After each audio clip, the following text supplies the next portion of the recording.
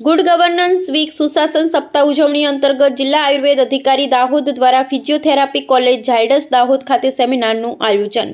દાહોદ નિયામક શ્રી આયુષ કચેરી ગાંધીનગરના નિર્દેશનમાં અને જિલ્લા વિકાસ અધિકારી શ્રી દાહોદના માર્ગદર્શનમાં જિલ્લા આયુર્વેદ અધિકારી શ્રી દાહોદ ડોક્ટર સુધીર જોશી દ્વારા ફિઝિયોથેરાપી કોલેજ ઝાયડસ નિમનળિયા દાહોદ ખાતે ગુડ ગવર્નન્સ વીક સુશાસન સપ્તાહની ઉજવણી અંતર્ગત સેમિનારનું આયોજન કરવામાં આવ્યું હતું.